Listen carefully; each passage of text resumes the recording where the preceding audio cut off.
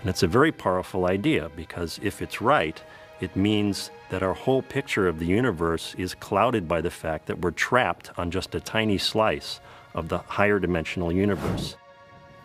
It is a powerful idea, especially because it may help solve one of the great mysteries of modern science. It has to do with gravity. It's been more than 300 years since Isaac Newton came up with the universal law of gravity, inspired, as the story goes, by seeing an apple fall from a tree.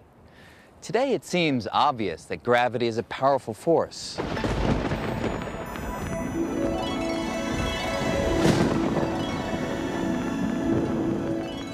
It would seem to most people that gravity is a very important force. It's very strong. It's very hard to get up in the morning, stand up, and when things fall, they break because gravity is strong. The fact of the matter is that it's not strong. It's really a very weak force. Gravity pulls us down to the Earth and keeps our Earth in orbit around the sun. But in fact, we overcome the force of gravity all the time. It's not that hard. Even with the gravity of the entire Earth pulling this apple downward, the muscles in my arm can easily overcome it. And it's not just our muscles that put gravity to shame. Magnets can do it too, no sweat. Magnets carry a different force, the electromagnetic force. That's the same force behind light and electricity. It turns out that electromagnetism is much, much stronger than gravity. Gravity, in comparison, is amazingly weak. How weak? The electromagnetic force is some 1,000 billion, billion, billion, billion times stronger. That's a 1 with 39 zeros following it. The weakness of gravity has confounded scientists for decades. But now, with the radical world of string theory, filled with membranes and extra dimensions, there's a whole new way to look at the problem. One way of approaching the question of why gravity is so weak compared to all the other forces is to turn the question completely on its head and say, no, actually gravity isn't very weak compared to all the other forces. It just appears to be weak.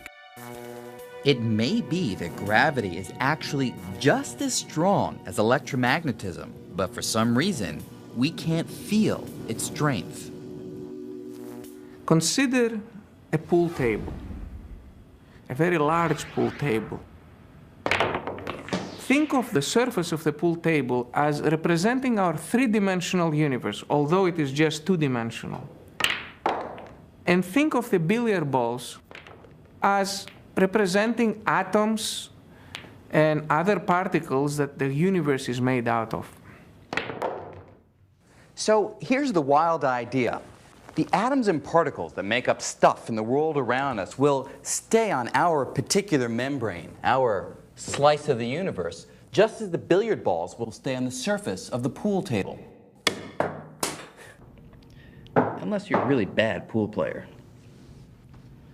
But whenever the balls collide, there is something that always seeps off the table.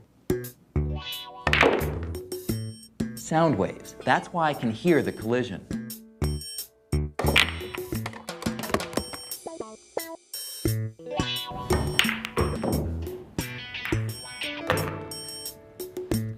Now, the idea is that gravity might be like the sound waves. It might not be confined to our membrane.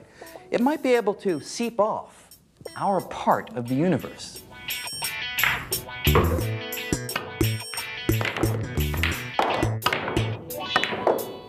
Or think about it another way. Instead of pool tables, let's go back to bread. Imagine that our universe is like this slice of toast, and that you and me and all of matter, light itself, everything we see is like jelly. Now, jelly can move freely on the surface of the toast, but otherwise it's stuck. It can't leave the surface itself. But what if gravity were different? What if gravity were more like cinnamon and sugar? Now, this stuff isn't sticky at all, so it easily slides right off the surface. But why would gravity be so different from everything else that we know of in the universe? Well, it turns out that string theory, or M theory, provides an answer. It all has to do with shape. For years, we concentrated on strings that were closed loops, like rubber bands. But after M theory, we turned our attention to other kinds. Now we think that everything we see around us, like matter and light, is made of open-ended strings. And the ends of each string are tied down to our three-dimensional membrane.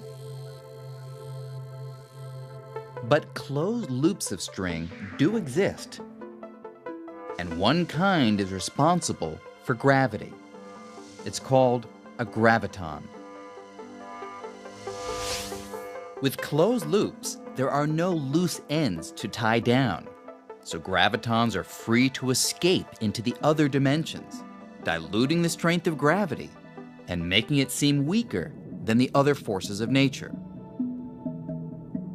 This suggests an intriguing possibility. If we do live on a membrane, and there are parallel universes on other membranes near us, we may never see them, but perhaps we could one day feel them through gravity. If there happens to be intelligent life on one of the membranes, then this intelligent life might be very close to us. So theoretically, and purely theoretically, we might be able to communicate with this intelligent life by exchanging strong gravity wave sources.